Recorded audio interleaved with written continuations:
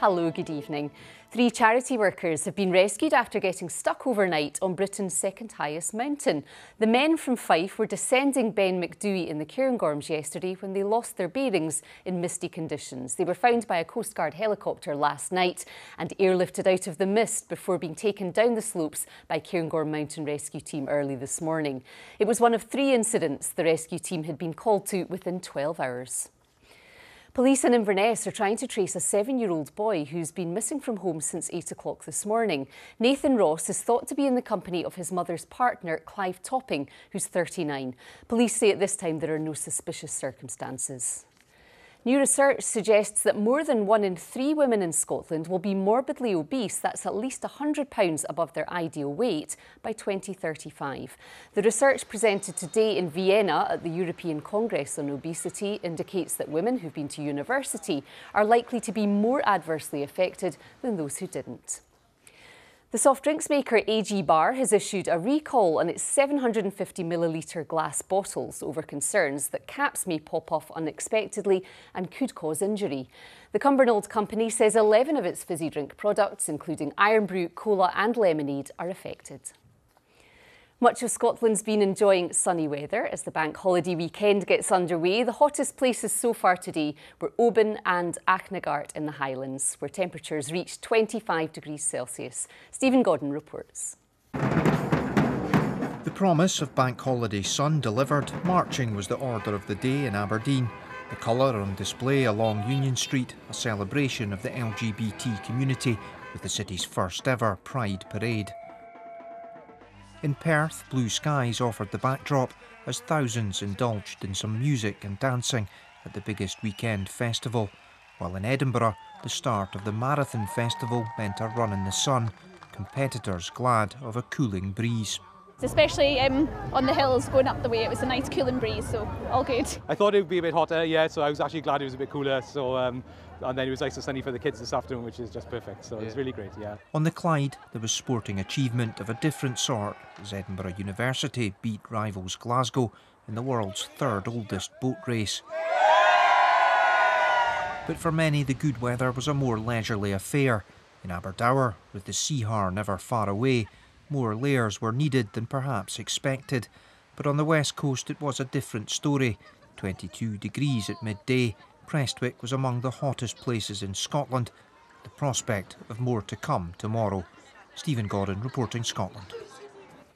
Alex McLeish says the players who've travelled for Scotland's friendly matches against Peru and Mexico could have some of the best experiences of their lives. The Scotland manager is in Lima with a depleted squad after a number of call-offs. They face Peru on Tuesday before heading on to take on Mexico. Our senior football reporter Chris McLaughlin is with them. If Scotland have left the stars at home, well, try telling that to the school children of Lima. In a football-mad city, this lot have new heroes from a far-off land. But there's little doubt this is a Scotland squad far from full strength. We do have a lack of experience, but I don't think there's a lack of talent out there. I don't think there's a lack of legs. Sometimes when you're going against a team that maybe could be technically better than you or could be more experienced than you, then you maybe got to do a wee bit more. Outside the camp, a city carries on as normal, but the World Cup is coming and Scotland are the warm-up act. I can only speak from my own point of view, and every time I get the opportunity to play for Scotland, it's a massive honour.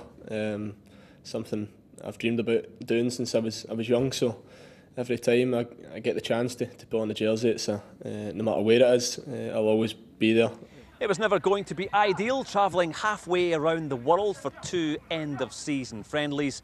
But if there's any negativity in this squad, the players are hiding it well. For them, it's all about building for the future, whilst also delivering in the present. Chris McLaughlin reporting Scotland in Lima. Let's get more on the weather now with Judith. Hello. Hello, and a very good evening to you. Scotland glistens like a jewel when the weather's like this. Blue skies here sent in from Unst up in the Shetland Isles and the Northwest Highlands. This beach near Ullapool, seeing some beautiful sunshine as well. And it was warm too, as you just heard there in the news. Here's the earlier satellite and radar picture. Heavy thundery downpours south of the border, but for us the Har cleared for most places, and we saw a beautiful warm sunny day and a warm sunny evening to come as well. Well, that Har starting to return to parts of the east coast, parts of northern Scotland as well, still filtering through the central lowlands too, but dry with clear spells elsewhere. Overnight lows of around about 10 to 8 Celsius, so nothing too cold. So tomorrow we'll see plenty of sunshine from first light. That greyness through the central lowlands burning off nicely during the morning, and any Har burning back to the east coast where patches could linger during the course of the day. Again, south of the border, quite volatile weather here. There are yellow warnings for these heavy thundery downpours creeping their way northwards once again. It'll be hot and humid as well. Highs here 25 Celsius. In Scotland, not as humid, but still warm, if not hot in places. Potential highs of 23 or 24 degrees. Always cooler on the east coast, as we've seen of late. So a dry evening to come. We have 2 areas of high pressure amalgamating, keeping things very dry and very settled as we head into next week as well, through to Tuesday.